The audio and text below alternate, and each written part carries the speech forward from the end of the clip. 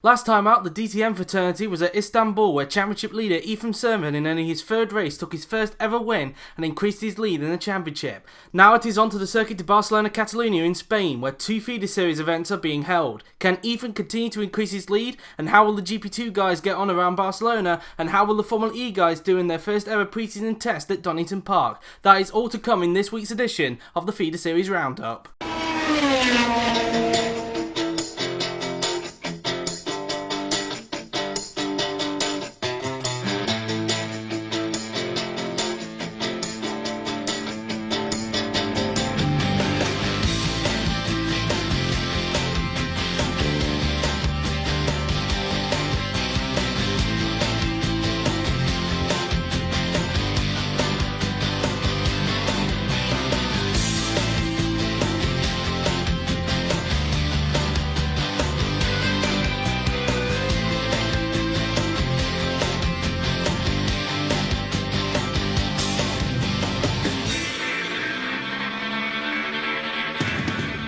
Hello and welcome to another edition of the Feeder Series Roundup. We have a packed show for you, as we have not a single bill, not a double bill, but a triple bill. As not only do we have coverage of the GP4 DTM and DTM Offline Championships at Barcelona, but we also have coverage of the 2 days of pre-season testing for the first ever season of the GP4 Formula E Offline Championship at Donington Park in the United Kingdom. Before we have a look at what happened, let's have a look at the teams, drivers and calendar for the first ever season. Starting off with Amal Guri, who make a return to the GP4 OC fraternity for the first time since 2008, when they were in the top class as Super Aguri. They have the services of German Noel Schlegel, and he is joined by Argentine Nahul Fulgenzi. Andretti are next, and they have the services of Englishman Daniel Verschoor, who is the brother of current GP2 driver Isaac Verschoor, and he is joined by former top class driver, now Red Bull test driver William Duncan, who will be looking to put the controversy of last year behind him. The Audi Sport App team have the services of Pedro Lopez, who is the younger brother of Marussia driver Franco Lopez, and he is joined by Brazilian rookie Davy Suarez. Over at China Racing, they have gone with Chinese woman Laura Chong, who becomes the third woman to enter the GP4 OC fraternity this season, along with Maria Ionescu and Snezana Radovodic. She will be joined by British rookie Wilson Brown. Dragon Racing are the second American team to enter the series, and they have recruited former DTM driver Angus Monroe, and he is joined by British hopeful Chris Chatfield.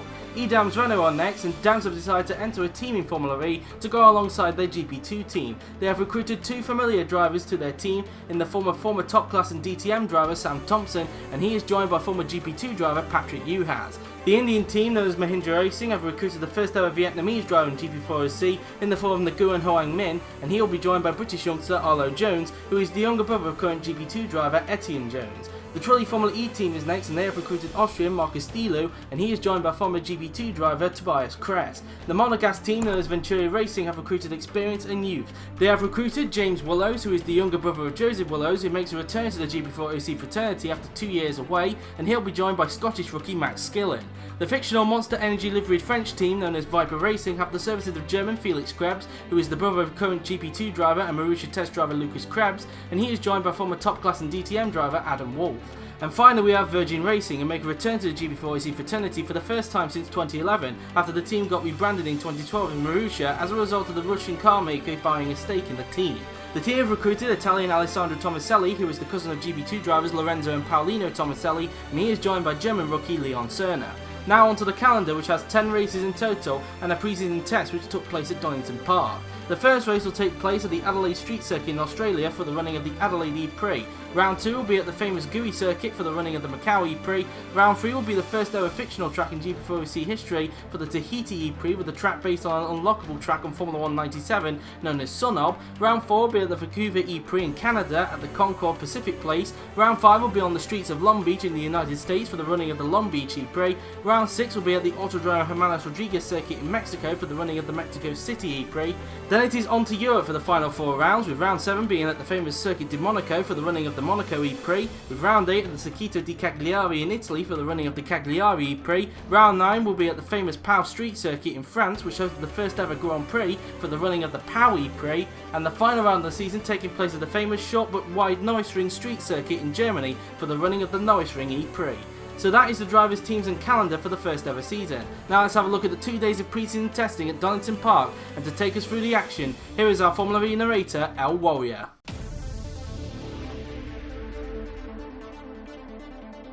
Day 1 of the GP4 Formula E OC preseason test got underway, and for the first time, Formula E cars took to the track, albeit in rainy conditions. Surprisingly enough, there were no errors in the wet conditions, the only drama being Nahuel Fulgenci, who pulled off the track with mechanical problems. However, despite this, the Argentine finished the session in 5th. After 2 years away from the GP4 OC fraternity, James Willows, younger brother of two-time world champion Joseph Willows, made a return with the Venturi team. However, it was clear that he still needed to get to grips with the car, as he only managed 12 on the first day. The two Mahindra drivers scraped through the top 10, with Nguyen Quang Minh 9th and Arlo Jones, younger brother of GP2 driver Etienne Jones, finishing 10th, with the pair just separated by 400ths of a second. Franco Lopez's younger brother, Pedro Lopez, had a decent day in the apt car to finish the session 7th, just under a 10th quicker than the Viper of Alan Wolf, who is pretty much having a reset to his career after a troubled 2013 in DTM. Another former top class driver was having a good day. Sam Thompson in the Edams Renault managed to finish the day 4th with some 2/10ths shy of the top. One of few new drivers in the GP4 OC fraternity, Chris Chatfield, was clearly enjoying the feel of his Dragon racing, as he ended up finishing the day in 6th place. After an hour-long session, Davi Suarez, in his first appearance in the GP4 OC fraternity, topped the session in the apt by nearly 2/10ths ahead of Laura Chong, who in her first appearance had a good day, with former GP2 driver Patrick Yujas finishing the session 3rd, some few thousandths off Chong.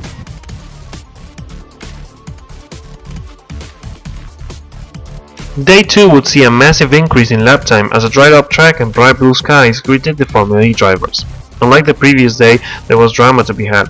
Tobias Kress, in his Trulli car, was clearly pushing the limits of the track as he understeered slightly off at the exit of the yellow hairpin.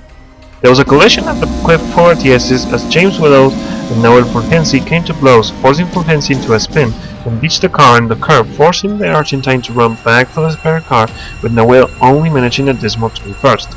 The session was riddled with mechanical problems as James Willows, Felix Krebs, Max Gillen, and Angus Monroe all ran into gearbox and powertrain failures respectively. Despite these issues, Krebs, Gillen, and Monroe all had a very good day, with all three of them finishing in the top 10. The same though couldn't be said for James Willows, as he ended up finishing in a lonely 19. Another driver having a day to forget was Patrick Yujas. Third in day 1 and last in day 2, left the Hungarian to try and figure out what went wrong and why he was off the pace. His teammate didn't have it any better, as Thompson could only manage 17th. Davi Suarez continued his great form from yesterday. Although he didn't top the session, he still finished a very respectful P7, 4 thousandths quicker than Nathan Passeur's brother, Daniel Pasteur. William Duncan, just like other competitors, was having a reset in his career after a controversial 2013 for the American, which led to him losing his seat for Toro Rosso.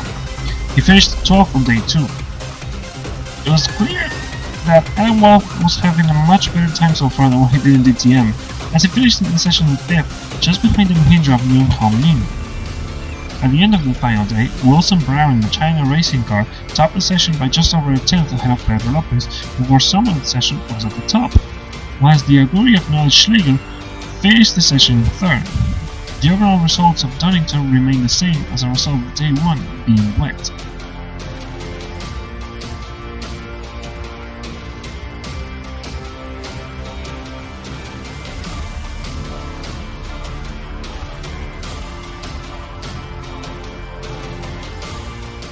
A fascinating 2 days of preseason testing. Thank you to El Warrior for the narration. Wilson Brown ended up being the quickest overall, with Davy Suarez also showing some good pace, but can they keep that up in Adelaide? Only time will tell. Well, now that Formula E is out of the way, let's go over to Barcelona for coverage of our 2 other tiers taking part this week.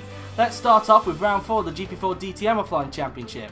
Last time out, Ethan Sermon took his first ever win in only his 3rd race, and was also able to increase his lead in the Drivers' Championship to 10 points ahead of Lean Compana, who moved up to 2nd after his first ever podium in Istanbul. Can Ethan continue his good form, or will anyone reduce his points lead? Well, let us find out, shall we? Here is our DTM narrator Francesco G to take us through the latest round. The DTM OC fraternity arrived at the circuit, the Barcelona, Catalunya in Spain, the same place where day 2 of testing took place. For the first time in his career, Vigo Ols took a position from Robin Kirlis in 2nd and Di Bobo in 3rd. The race started and Di Bobo got lightning start and went from 3rd to take the lead of the race as everyone made it through the first corner safely. Surprisingly enough, everyone managed to avoid contact on the first lap. At the end of lap 1, Ibobo lead from Old 2nd, Tiktov 3rd, Kirlis 4th, Higgs 5th, Barton 6th, Moko 7th, and Grant completes the top 8, while Evan Byrne and Campana were making their way up through the field. Robin Kirlis was desperate to make up for his poor start. He disposed of Tiktov to move up to 3rd, while behind Barton, Grant and Evan Byrne made up places. A lap later, and Sean Grant would move up to 6th at the expense of Andy Higgs, while the two Burns made up places as well. Grant was flying, as on the next lap he passed the Russian Maxim Tiktov to move up to 5th. Hutter attempted to pass Cowell at turn 1, however, as he did, he chopped across the pole and ended up getting tugged, spinning off into the gravel. Grant was clearly the fastest on track as he passed Holst for 3rd, who had been passed earlier by Robin Kirlis. Tiktov was about to lose another place, this time to the Audi of Barton. Two other drivers trying to make their way up through the field was Peretz and Roque, as their pair disposed of Moko and Cowell respectively. Kirlis was now attacking for the lead, but ended up clipping the back of Victor Ibobo, sending him into a spin, and Ibobo off-wide handing the lead to Sean Grant, who had passed Viggo Holst unseen by the cameras. Kirlis got a helping hand in rejoining via one of his teammates' rear ends. Michael Mocho lost another place, this time to the Irishman Eoin Carpenter at turn 1. Balin Zolga was attempting to make his way up through the field, but just like Kirlis, ended up clipping the back of Cowell and went into a spin. To make things worse, he would be hit by teammate Red Jans and both were required to pit for repairs.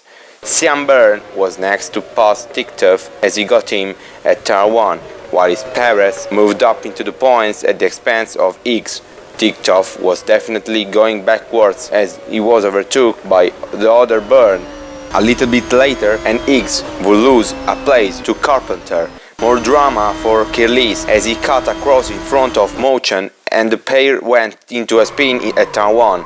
Then a lap later, Mercedes were left banging their heads as Ryans and Balinzolga made contact at turn 9, losing them further time. Ibobo was busy making up for lost time as he disposed of holes to move up to 2nd. Roque was charging his way through the field as he moved up to 13th at the expense of Starman. A lap later, and Fitzwater would retire from the race from a mechanical problem after he tried to overtake Starman. The pit stop were underway and Sean Grant was the first of the leaders to pit for fresher tires and fuel and rejoined after his 7.8 second stop.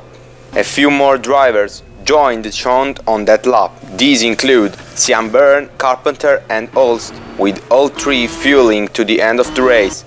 2 laps later and Barton pitted for his one and only stop and rejoined 11th after his 6.8 second stop. Another 2 laps later and Victor Ibobo made a very quick 5.5 second stop, bringing him out in 9th. On the same lap, Tiktov locked up at turn 9, allowing Xavi Perez to overtake him. Joel Utter was looking to make progress as he overtook Barton at turn 4 to move up to 11th. Sean Grant was taking advantage of his fresh tires and overtook Tiktov into turn 1 to move up to 3rd, while behind Ibobo made a move on George Roque to move into the points. A lap later and Xavi Perez pitted for his one and only stop of the race, whilst on track Ibobo made a move on Campana to move up to 6th. Xavi rejoins after his 7.1 second stop, whilst Otter makes his one and only stop of the race and rejoins in 18th. Ibobo will spin again at turn 9 after making contact with Michael Mocho and as a result held up Leon Campana, allowing George Roque to gain 2 places. Speaking of Mocho and Roque, they both pitted a lap later for the one and only stop of the race and rejoined with around 30 laps worth of fuel in their tanks. Xavi Perez and Barton made up places at turn 1 on Eder Surman and Zolbach respectively, whilst Barton moving up to 7th and Perez up to 10th. whilst behind them, Roque made an overtake on Cowell to move up to 16th. A lap later, and Nicolas Zorbach wouldn't lose another place, this time to the Audi of Sean Byrne at Turn 1. After taking pole, Viggo Holst was clearly struggling for the race pace, as now he was about to be overtaken by Xavi Perez. A lap later, and Liam Campana pitted for his one and only stop of the race and rejoined outside of top 10.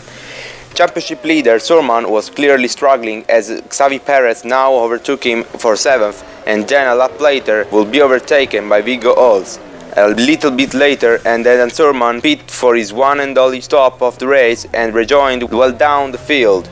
Lap 32, and Victory Bobo caught up to the back of Andy Higgs and got him at Turn 1 to move up to 4th. After setting quick laps times, Evan Byrne pitted for his one and only stop of the race and rejoined in 3rd after his 7.2 second stop. A little bit later, and Andy Higgs made his mandatory pit stop and rejoins down in 14th place. Michael Mocho was now looking for a point finish and was one place away when he passed Sean Byrne for 9th. On his latest stint, Evan Byrne was again flying and he moved up to 2nd at Turn 1 at the expense of Ticktoff. Mocho overtook Carpenter at Turn 1 to move up into the points, whilst Roque overtook Sean Byrne. Lap 36, and Ticktoff came in for his mandatory pit stop and rejoined in 12th. Whilst Roque moved up into the points at the expense of Carpenter. Carpenter will lose another place on the next lap, this time to the American of Liam Campana. Perez was continuing his good race and overtook Carlos Barton to move up to 4th. Ticktoff took advantage on his fresh tires as he moved up into the top 10 at the expense of Eoin Carpenter. Unseen by the cameras, Roque overtook Mocho and moved up to 6th at Turn 9 by passing his teammate Viggo Holst. On the next lap, Holst will be overtaken by Mocho, and then at Turn 9 will lose 2 places to Campana and Ticktoff, who overtook Campana at the same time. Evan Byrne had caught up to Sean Grant, and on the run down the Turn 1, he went down the inside to take the lead of the race. Behind them, Liam Campana overtook Moco for 8th, who had been overtaken by Ticktoff earlier. Holst will lose another place, this time to the Swiss driver Utter. Maxim Ticktoff continued his charge through the field as he overtook Roque for 6th. Contact at Turn 9 as Eoin Carpenter and Andy Higgs came to blows, with Andy getting into a spin, however got recovered by Adam Surman. Ticktoff will gain another, this time to the Audi of Carlos Barton for 5th, and then a lap later will lose a place to George Roque. Adam Surman tried a move on Cowell but got chopped, and Darius Cowell ended up smacking the wall, losing a wheel and putting himself out of the race with just a handful of laps to go.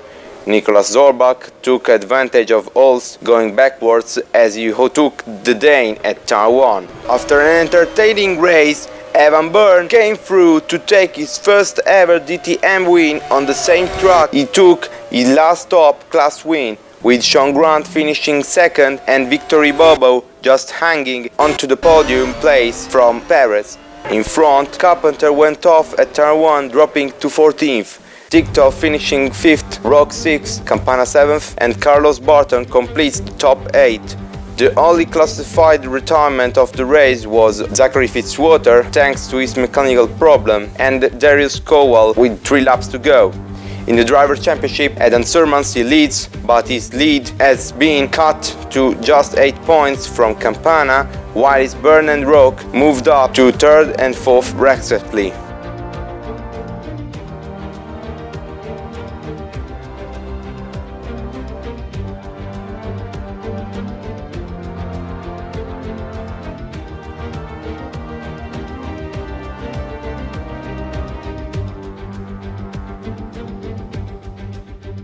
A very exciting DTM race right there. Thank you to Francesco G for yet again providing his voice, and congratulations to Evan Byrne on taking his first ever DTM win on the same track he actually took his last top class win in 2012.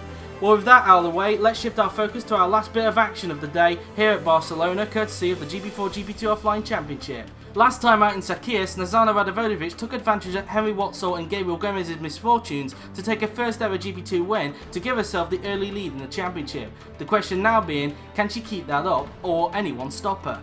Well, it's time to find out, so to take us through the action, here is our GP2 narrator, Isaac Verschoor. We have Lucas Kress in pole position, Mateusz Terwik in second, Snezana Radjadovic in third, Jordi Vermeulen in fourth, Andrea Fedri in fifth, Terav Nurtranen in sixth, Nicholas Pascali in seventh, Gabriel Gomes in eighth place, Lorenzo Tomaselli in ninth, Paulina Tomaselli in 10th, Alessandro Della Valle in 11th, Jamie Griffiths in 12th, Daniel Macamo in 13th, Daniel Adventure in 14th, Isaac Freshray in 15th, Joel Dyer in 16th, Bartosz Klos in 17th, Henry Waltz in 18th, Thomas Pascal in 19th, Entine Jones in 20th, Luca Farina in 21st, and Tim Verhoeven straight in 22nd. The 5 lights went out and the Spanish Grand Prix started with a bang as multiple cars were looking to move up positions before the first turn.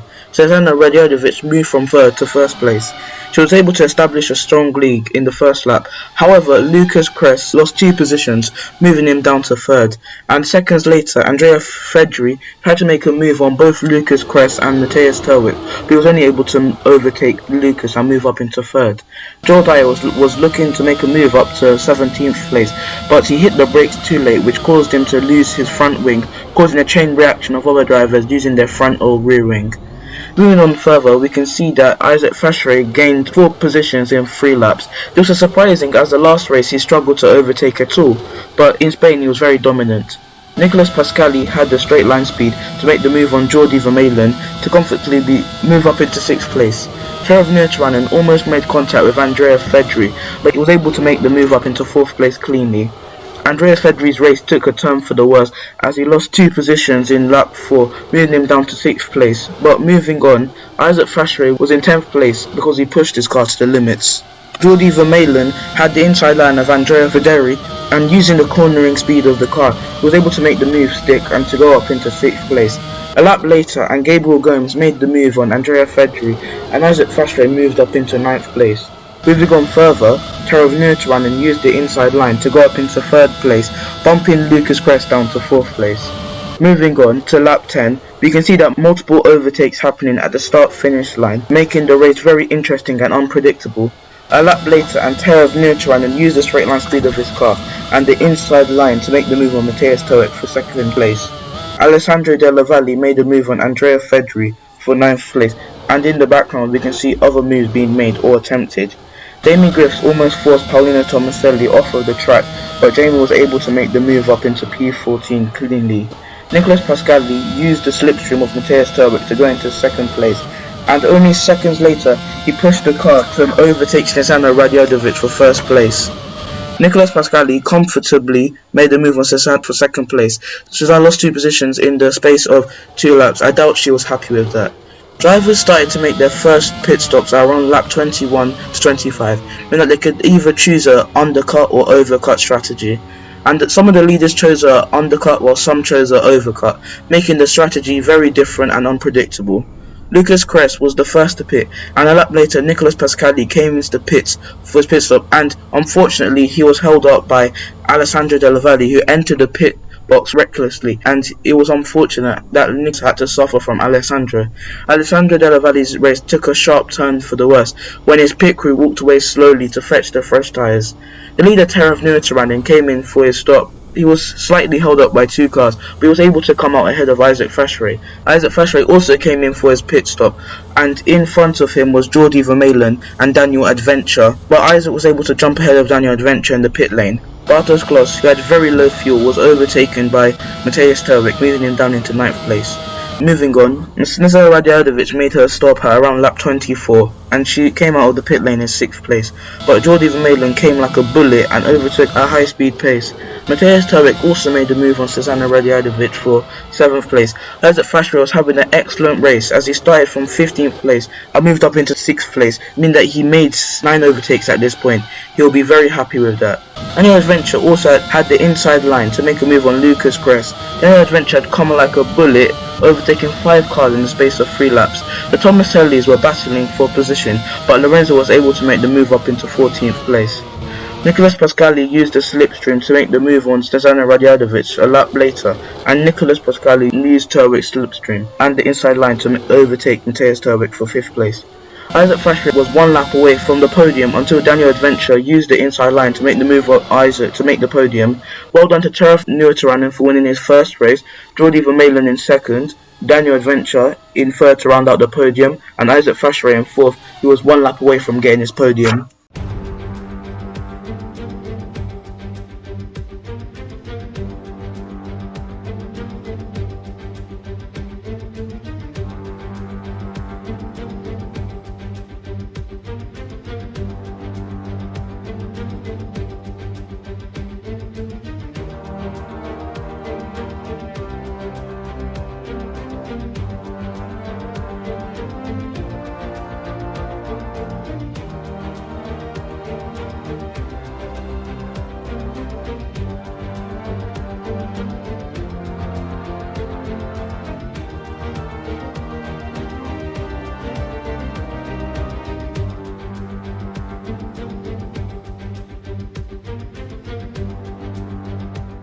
An interesting GP2 race at Barcelona. Thank you to Isaac for sure for providing his voice, and congratulations to Taravi Nalterion for taking his first ever win in only his 2nd ever race. He'll be looking to keep that form up in Spielberg. Well, that is just going to do it for this week, but before we go, take a look at what happened on the slowing down lap after the GP2 race. A huge crash at turn 3 involving the Italians of Alessandro Della Valle and Paolino Tomaselli, with Paolino's car going into a huge roll. Thankfully, due to the safety of modern open wheelers, Paolino was able to walk away from this incident unharmed. Well, that is it for this week's edition of the Feeder Series Roundup. Next week we'll be having a look at round 5 of the GP4 DTM Offline Championship at the Red Bull Ring in Spielberg, Austria, and we will also be having a look at the first ever round of the GP4 Formula E Offline Championship at the Adelaide Street Circuit in Australia for the running of the Adelaide Prix. But until then, I have been JWF1, and I will see you all next week.